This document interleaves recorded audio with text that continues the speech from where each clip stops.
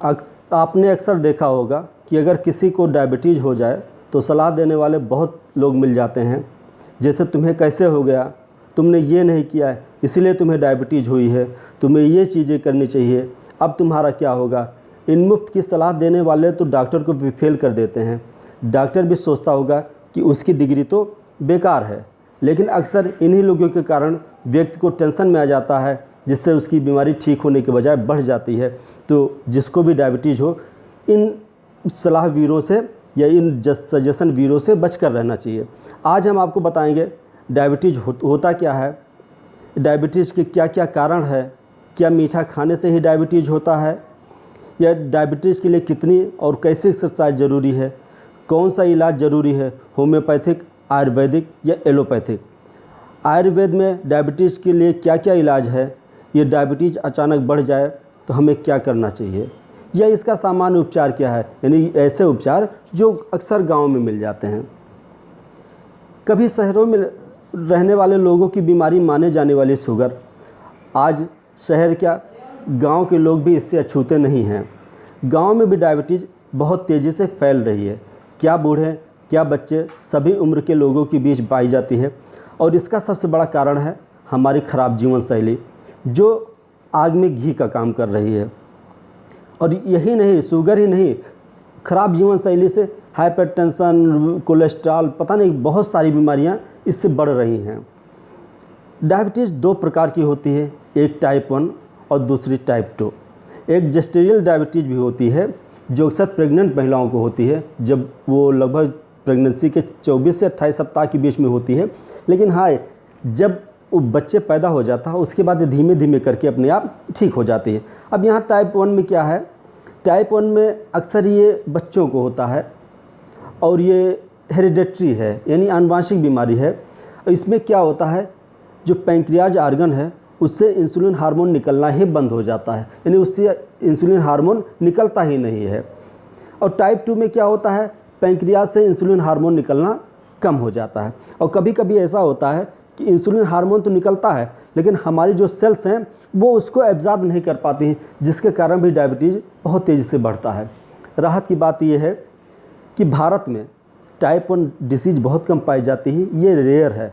अधिकतर लोगों को टाइप 2 डायबिटीज़ ही पाया जाता है। अब हम चलिए शुगर के लक्षण जान लेते हैं कि शुगर के लक्षण क्या क्या हैं। तो देखिए, जब आपको अधिक प्यास लगने लगे या हमेशा आपका मुंह सूखा रहे, अधिक पेशाब आए, खासकर जब आप सो रहे हों, अगर रात में भी आपको टॉयलेट के लिए 3-4 बार उठना पड़े, तो मान लीजिए कि आपके यहाँ शुगर होने की संभावना या डायबिटीज़ होने की संभावना अधिक है और हमें इसकी जांच करानी चाहिए। या आपको अधिक भूख लगे या आपका वज़न अचानक बहुत तेज़ी से कम होने लगे, तो शुगर होने की संभावना बढ़ जाती है। और जब मामला अधिक गंभीर हो तो इस प्रकार के लक्षण देखते हैं, जैसे आदमी बेहोश हो जाता है, कभी अचानक दौड़ा पड़ जाता है उसको, उसके व्यवहार में बदलाव हो जाता है, व्यक्ति चिड़चिड़ा हो जाता है, जब व्यक्ति एकदम कहीं भी शांत पड़ा रहता है, उसकी एक्टिविटी बहुत कम हो जाती है। और कभी कभी ये होता है कि शरीर में फोड़े निकल आते हैं, और ऐसे फोड़े निकल आते हैं जो जल्दी से ठीक नहीं होते, और मान लीजिए ठीक हो जाते हैं तो थोड़े दिन बाद वहीं फिर से दोबारा फोड़े होते हैं। और इसमें ये भी होता है कि अगर एक घाव आपको हो गई है तो घाव जल्दी से ठीक भी नहीं होती है, और जब भी आपको कहीं कट लग जाए, कुछ लग जाए, तो डॉक्टर की सलाह ज़रूर लेना चाहिए। अब हम यहाँ ये देखते हैं कि जब हम ब्लड शुगर टेस्ट कराते हैं तो कब पता लगता है कि हमारे डायबिटीज़ है, कब नहीं है, ये जिसको नॉर्मल चार्ट से दिखाया गया है। पहला A1C परसेंटेज है। इसमें क्या होता है, शुगर ब्लड में घुलकर ग्लाइकोसिलेटेड हीमोग्लोबिन बनाता है, जिसको HbA1c कहते हैं। इसको HbA1c कहते हैं। यह शुगर की जांच के लिए बहुत बेस्ट टेस्ट है। इसमें क्या होता है, जब ये 6.5 या इससे एबव हो जाए तो आप मान लीजिए आप बैड कंडीशन में हैं और आपको बहुत ज़्यादा अपने आप को ध्यान देने की ज़रूरत है। और जब ये 5 से नीचे रहता है तो आप अपने आप को नॉर्मल मानिए आपके शुगर है नहीं या डायबिटीज़ है नहीं, और आपको आराम से जीवन जीना चाहिए।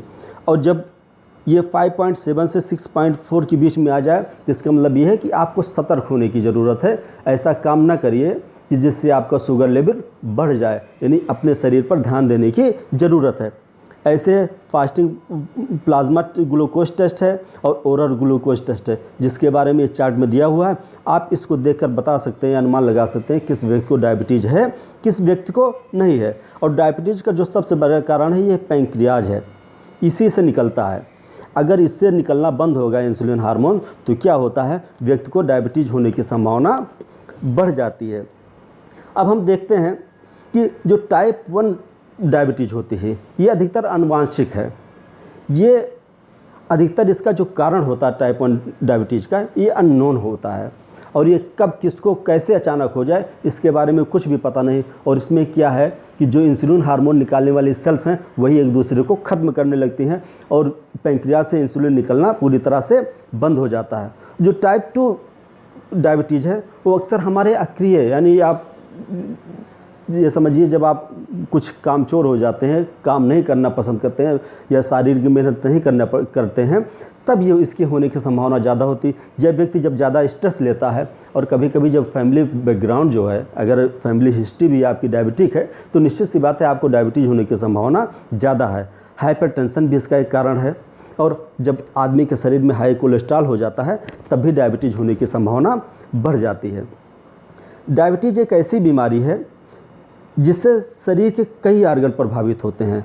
इससे आंखें भी प्रभावित होती हैं, कभी कभी आंखों से दिखना धीमे धीमे करके कम हो जाता है, स्किन में चकत्ते निकल आते हैं, किडनी फेलियर की संभावना बढ़ जाती है, हार्ट अटैक की संभावना बढ़ जाती है और ब्रेन भी इससे बहुत ही इफेक्टिव करता होता है।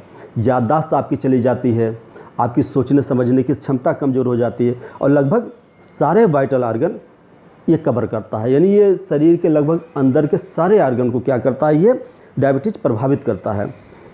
लोग कहते हैं कि मीठा खाने से डायबिटीज़ ज़्यादा होता है, जबकि ऐसा कुछ भी नहीं है। कभी कभी आपने देखा होगा कि ज़्यादा मीठा खाने वाले को भी डायबिटीज़ नहीं होता है। होता ये है कि आप जितना भी खाइए उतना वर्कआउट कर दीजिए, जिससे आपने जितनी एनर्जी ली या जितना स्टार्च लिया उतना स्टार्च आपका डिजॉल्व हो जाए तो आपको डायबिटीज़ होने की संभावना कम हो जाती है। हाँ, जिस खाने में स्टार्च ज़्यादा पाया जाता है, चाहे वो मीठा हो या चावल, आलू, साबूदाना, ब्रेड, मक्का, जिसको डायबिटीज़ है इन सब से बचकर रहना चाहिए। यानी ऐसे फूड से बचकर रहना चाहिए जिसमें क्या हो, स्टार्च ज़्यादा हो। और ये भी है कि डायबिटीज़ का कोई परमानेंट इलाज नहीं है। हाँ, और ये मान लीजिए जब आपको डायबिटीज़ हाई लेवल पर है, पता लगा 250 200 से ऊपर है, 200, 250, 300, तो आप मान लीजिए या 400-500 तक पहुंच जाती है, तो आप मान लीजिए आपको कभी भी होम्योपैथिक और आयुर्वेदिक इलाजों पर ही आश्रित नहीं रहना चाहिए। ऐसे कंडीशन में आपको एलोपैथिक इलाज लेते रहना चाहिए।